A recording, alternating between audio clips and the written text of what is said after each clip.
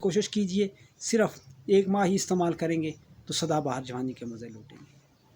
Dear viewers, السلام علیکم۔ مراد من پہ آج میں آپ کی خدمت میں ایک زبردست قسم کی ویڈیو لے کے حاضر ہوا ہوں۔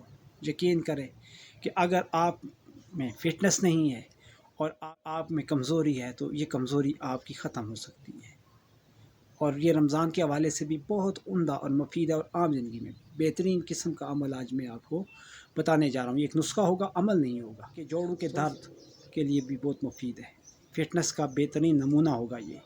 آئیں میں آپ کو یہ بتاتا ہوں کہ آج کا ہمارا ٹاپک کیا ہے۔ آج کا ہمارا ٹاپک جو ہے وہ آپ کے لیے ہے کھجور کی روٹی، اور یہ کھجور کی روٹی آپ کو ہر قسم کی دوائیوں سے آزاد کر دے گی۔ تو روٹی کی طرف جانے سے پہلے آپ سے جو گزارش ہے وہ یہ ہے کہ ہمارے اس چینل مراد من کو سبسکرائب کیجئے اور ہماری ویڈیوز کو لائک کیجئے، اور ہاں، بیل آئیکن کے پریس کرنے کے بعد آپ نے بٹن کو جو نوٹیفیکیشن ہے اس کو آل پہ کر دینا ہے، تاکہ ہماری مفید اور مؤثر ویڈیوز آپ کو مل سکیں۔ تو ناظرین، میں آپ کو بتا رہا تھا کہ آج کی جو ویڈیو ہے آپ کو کھجور کی روٹی جو ہے وہ بتا رہا ہوں۔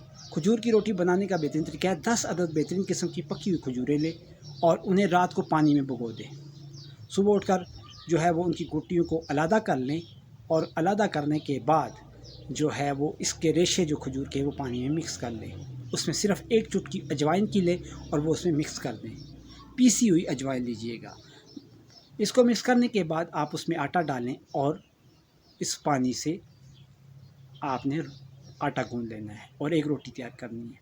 یہ ڈیلی 1 روٹی آپ ناشتے میں یا سحری میں استعمال کریں، اور پھر کمال دیکھیں 30 دن کے بعد۔ یاد رہے کہ یہ پانی صرف 1 ہی دفعہ کی کرنا ہے، کیونکہ 12 گھنٹے کے بعد یہ پانی جو ہے وہ خمیرہ ہو جائے گا اور اس سے آٹا خراب ہو جائے گا۔ آپ نے صرف ہر 12 گھنٹے میں 1 بار یہ عمل دہرانا ہے۔ رات کو بھگو دیں اور صبح استعمال کریں، اور اپنے تجربے کو کمنٹس باکس میں ضرور لکھیے گا۔